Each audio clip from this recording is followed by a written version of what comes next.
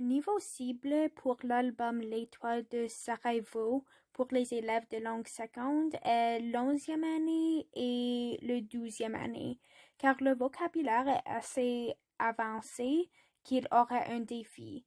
Je crois que les messages de l'album sont aussi vraiment bénéfiques pour les élèves plus âgés et il y a des métaphores qu'ils peuvent analyser.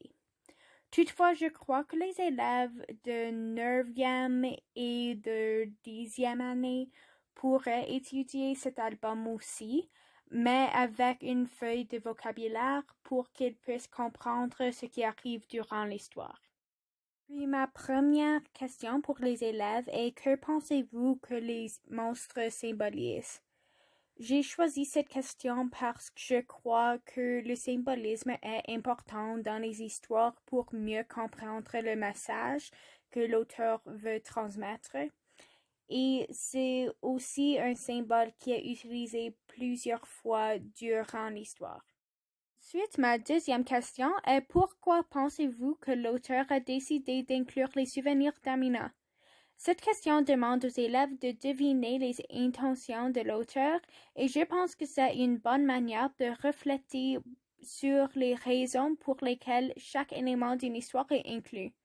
Toutefois, on ne peut jamais savoir les vraies intentions des auteurs, donc cette question n'a aucune mauvaise réponse. Et la troisième question est: pourquoi pensez-vous qu'Amina est si triste que la bibliothèque et les livres ont été détruits? Je pense que c'est important de sympathiser avec les sentiments des personnages, mais aussi de refléter sur les raisons pour lesquelles ils ressentent ce qu'ils ressentent. C'est une compétence qui peut être utilisée dans la vraie vie, car les élèves doivent reconnaître qu'il y a des raisons derrière les sentiments. Puis la quatrième question est: pourquoi pensez-vous que l'auteur a décidé d'ajouter une comparaison entre le vieil homme et le Père Noël? Je veux inclure cette question parce que les comparaisons peuvent ajouter beaucoup de détails à une histoire.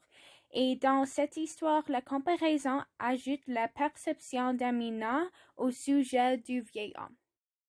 Et la dernière question est: comment pensez-vous que l'émotion du vieil homme ajoute au message de l'histoire? Je pense que les messages d'un album est un élément fondateur et chaque élément de l'histoire peut ajouter au message de l'auteur. Finalement, voici les expressions et les mots que j'ai choisis. Premièrement, j'ai choisi l'expression sur le champ qui veut dire immédiatement parce que je pense que les expressions sont une grande partie de la culture et je veux que les élèves d'immersion puissent comprendre cet élément de la culture.